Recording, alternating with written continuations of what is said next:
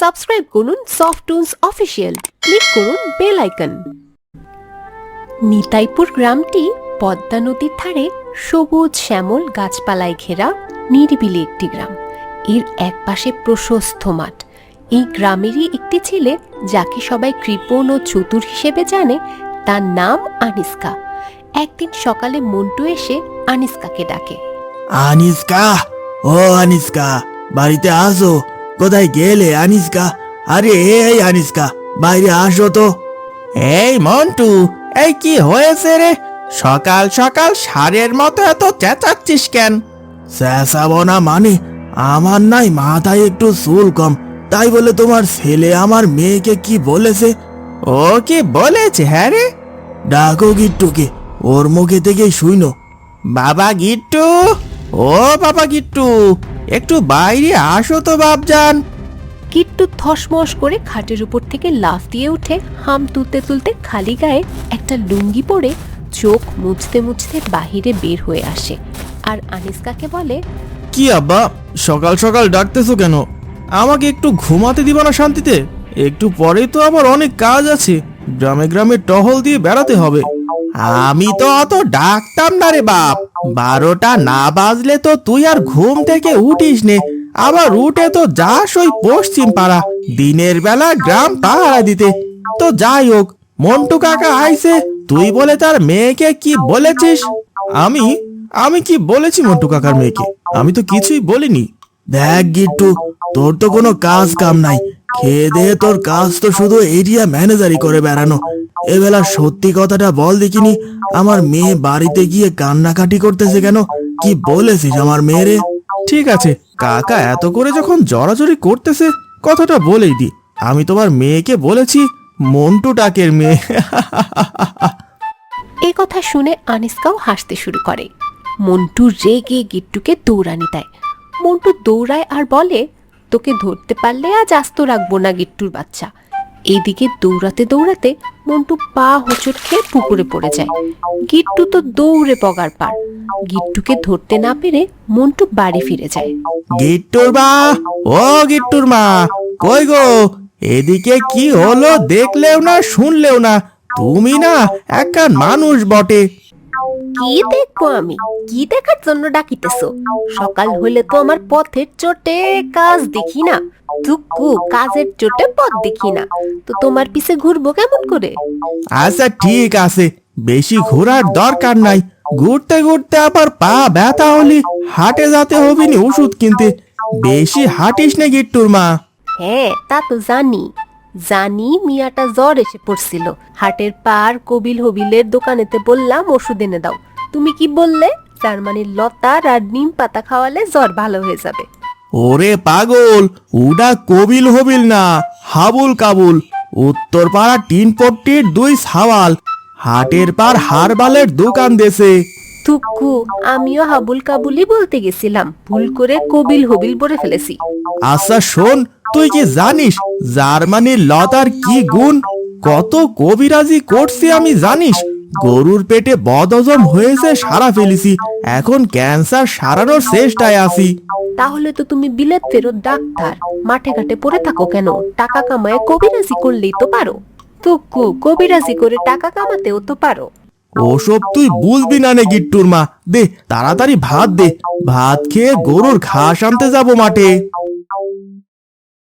সকিনা বিবি ঘরের মেঝেতে খেজুরের পাতায় পাটি বিছিয়ে আনিস্কাকে ভাত খেতে দেয় আর তাদের পাখা দিয়ে বাতাস করে আর দুজনে মিলে গল্প করে। হ্যাঁ গো গিট্টুর মা, আমার মেয়ে বুবা কোথায়? ওকে তো দেখছি না, কোথায় গেছে? ছেলে পেলেদের সাথে হয়তো খেলা করে বেড়াচ্ছে। কত বললাম খেয়ে যা, না কে কোথায় যে গেল? ও পেটে মোসর মারলি ঠিকই খাবেনি, বেশি ডাকাডাকি করিস নে, না খেয়ে মানুষ মরে না, খেয়ে মানুষ মরতাছে। তুমি আবারও কি সব কথা বলো গিট্টুর বাপ? ও না তোমার মেয়ে? ও মেয়ে তাই কি হয়েছে? ও মেয়ে তাই কি হয়েছে? ওকে কি আমি কম ভালোবাসি? হ্যাঁ, এই গরমের ভিতর বারবার ডেকে খাওয়াইয়ে মেয়েটারে স্টক করা, তখন বুঝে শুনে ডাক্তারের কাছে গেলি কয় টাকা লাগে। এমন সময় মা মা বলে ডাকতে ডাকতে মেহবুবা আর গিট্টু ঘরের মধ্যে প্রবেশ করে পাটির উপর ঝুপ করে বসে পড়ে। সখিনা বিবিকে বলে, মা আমাদের খুব খিদে পেয়েছে, আমাদের ভাত দাও। সখিনা বিবি প্লেট ধুয়ে ভাত বেড়ে দেয়, ওরা খেতে শুরু করে। তখনই আনিসকা বলে, আমার মুখের কথা মুখে রইছে। গিট্টুর মা, তোর কইলাম না ওরকম ডাকিসনি, ওদের পেটের ভেতর মোসর মারবিনি। কোরবানির গরু বেচবো, তারপর কিন্তু সাল কিনা, মনে করে সবাই ভাত খাস। আব্বা, গরু বেচা হলে কিন্তু আমার ঈদের জামা কিনে দেয়া লাগবি নি। হ, আমারও একখান টাঙ্গাইল শাড়ি কিনে দিবা। থুক্কু, টাঙ্গাইল শাড়ি কিনে দিবা, আর একটা আমদানি শাড়ি। মা, ওটা আমদানি শাড়ি না, জামদানি শাড়ি। চুপ করছেরি, একটু পুষকে আবার আমার কথার ভুল ধরতে আসিস। বাবা, এবার কিন্তু আমি মাইকেল জ্যাকসন ড্রেস কিনবো, 5,000 টাকা দিবা। আমারে হাবুল কাবুলের হারবালের দোকানে নিয়ে চল, হারবাল খেয়ে 2টা কিডনি খসা দেব নে। হাটে বেচে টাকা নিয়ে মার্কেটে যাস নে তুরা। হাটে গরুটা তুলতে পারলাম না, আগেই মার্কেট মার্কেট।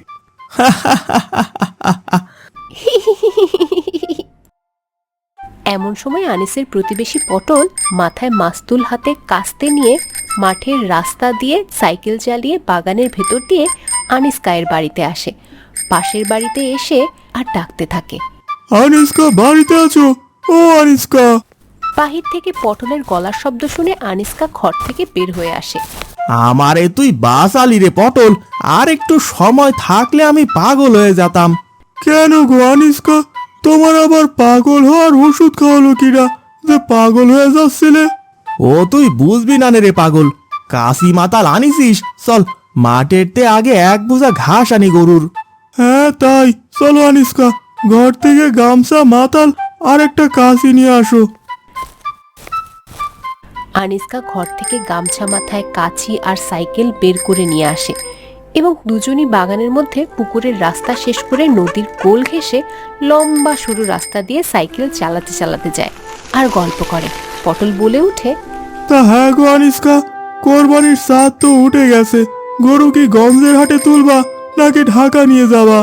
কিছু সময় চুপ থাকার পরে আনিসকা বলে, এইটাই তো ভাবছি রে পটল, তুই কি করবি?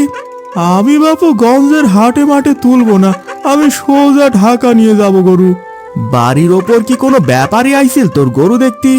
হ্যাঁ গো আনিসকা, ওই উত্তর পাড়ার কিয়ামত ব্যাপারী 3 দিন আগে আইছিল। তো হ্যাঁ রে, গরুর দাম টাম সেমন বলিনি রে পটল? দাম তো ঠিকই বলেছিল আনিসকা, কিন্তু এক জায়গায় তো সমস্যা।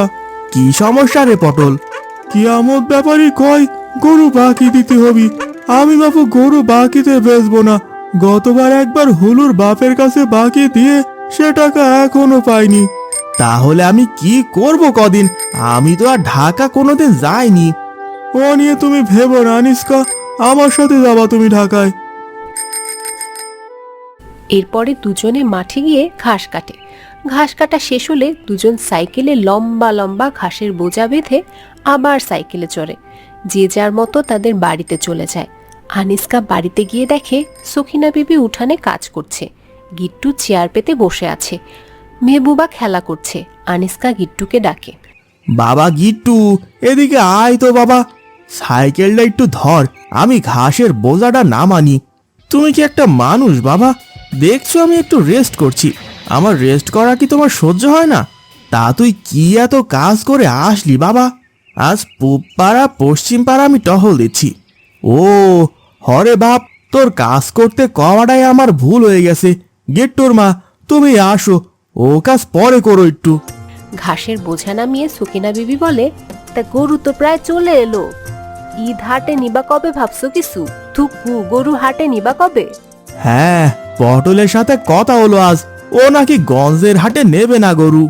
তাহলে কোথায় নেবে গরু? এবার নাকি ও গরু নিয়ে ঢাকায় যাবি, সাথে আমাকেও জাতি বলছে। আমিও ভাবছি যে যাব।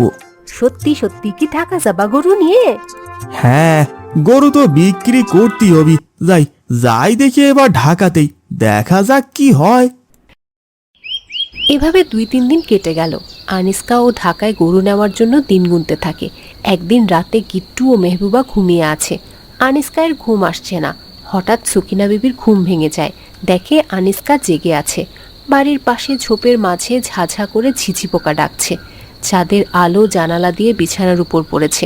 আবছা আলোয় মৃদু মৃদু দেখা যাচ্ছে ঘরের ভেতরটা।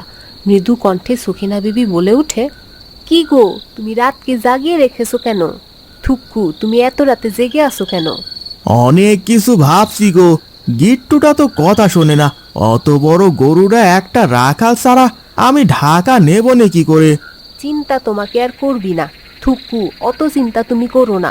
মন্টুকে না হয় নিয়ে যাও। তাহলে মন্টুকে বলবো নে, ও আবার যেতে চাইবিনি তো? সকালে একবার বলেই দেখো না, না যেতেও তো পারে। থুক্কু, যেতেও তো পারে। হ্যাঁ দেখি, মন্টুকেই বলবো নে, বলে কয়ে ওকে নিয়ে যাবো নে। এইভাবে কথা বলতে বলতে রাত কেটে গেল। ভোরের পাখি ডাকছে এবং পূর্ব দিগন্তে সূর্যের আলো ফুটে উঠেছে। লোকেরা যার যার মতো মাঠের কাজে ছুটছে। গাছে গাছে পাখিরা কিচিরমিচির শব্দ করছে। মন্টু ও আনিস্কা মাঠের উদ্দেশ্যেই রওনা হচ্ছে। এমন সময় পদ্মা নদীর ধারে দুজনের দেখা।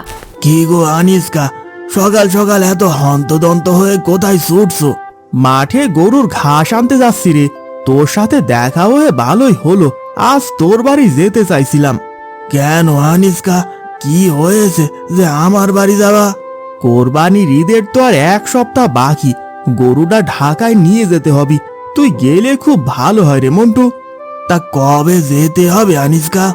মন্টুর মুখে এ কথা শুনে আনিস্কার মুখটা হাসিতে ফুটে ওঠে। তুই যাবি মন্টু, তুই যাবি? হ্যাঁ আনিস্কা, আমি যেতে পারি, তবে একটা শর্ত আছে। শর্ত? কি শর্ত রে মন্টু? গরু বিক্রি করার পর আমাকে 5,000 টাকা দিতে হবে। মন্টুর মুখে 5,000 কথা শুনে আনিস্কার গলা শুকিয়ে গেল, মুখটা লাল হয়ে গেল, কপাল দিয়ে টপ টপ করে ঘাম ঝরছে। হ্যাঁ রে মন্টু, এত টাকা তুই ক্যাম্মা নিবিনি, গুনতে পারবিনি তো। গুনার জন্যই তো তোর আবার মেশিন লাগবিনি। আনিস্কা, সোনালী ব্যাংকে আমার শালা দারোয়ানের পোস্টে চাকরি করেন। টাকা দরকার হয় ওর থেকে গুনে আনবো নে। আচ্ছা ঠিক আছে, নিস নে। কথা কিন্তু তাহলে পাকা। গত পরশুর 3 দিন পর, অর্থাৎ আগামীকাল মুয়াজ্জিন মসজিদের ভোরের আজান দিলেই তুই আমার বাড়িতে উপস্থিত হবি কিন্তু। আচ্ছা আনিস্কা, তাই যাব নে, কিন্তু ভোরবেলায় নাস্তা কিন্তু তোমার দিতে হবে। এই মন্টু, এই কি করছিস তুই? এনারে আজানের পর খেয়ে দেই তুই যাস নে। আচ্ছা। মন্টু হাসতে হাসতে বাড়িতে চলে যায়। এদিকে আনিস্কাও তার কাজের উদ্দেশ্যে চলে যায়। পরের দিন সূর্য ওঠে, পাখির কিচিমিচির শব্দে ভোর হয়। মন্টু ঠিক সকালবেলায় বাড়ির থেকে নাস্তা খেয়ে আনিস্কার বাড়িতে ঠিক সময় উপস্থিত হয়। মন্টু দেখে আনিস্কা গরুটিকে সুন্দর করে সাজাচ্ছে আর বলছে, সাজালি মানুষের নজরে ধরবেনি, আর 2 টাকা বেশি ছাড়া কম হবি নে। সাথে সাথে মন্টুকে দেখে সে বলে ওঠে, মন্টু আইসিস, ধর দড়িটা ধর। দাও আনিস্কা, তুমি যা নেওয়ার দরকার নাও। গিট্টুর মা, ওই আমার ব্যাগে পলিথিনের ভেতর 4টা মুড়ি, সিরে আর কুশিরির গুড় দিয়ে দাও। হাটে যে আর ভাত মাত খাবো না নে, এমনিতেই দাম বেশি। তারপর আবার শুনিছি ঢাকা শহরে চোর সিটার বেশি।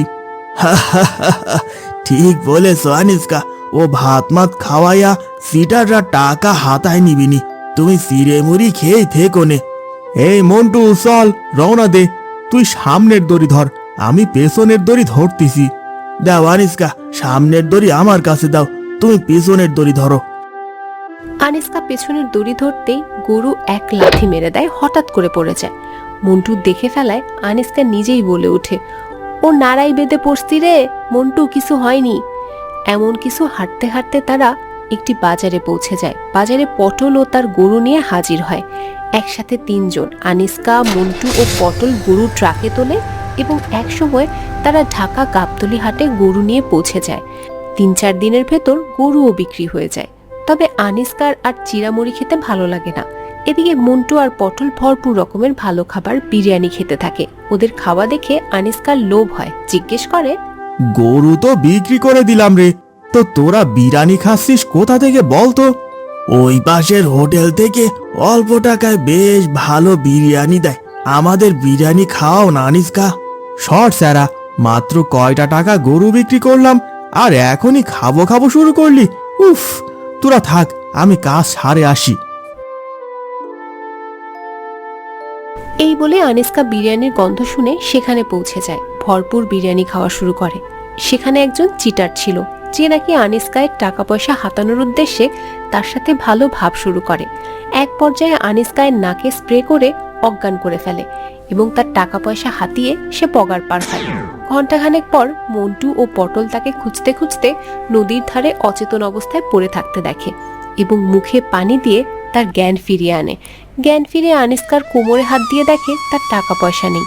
তখনই সে চিৎকার করে কেঁদে ওঠে আর বলে, ওরে মন্টু, ওরে পটল, আমার কি সর্বনাশ হলো রে, ওরে গিট্টুর মারে আমি কি জবাব দেব নে।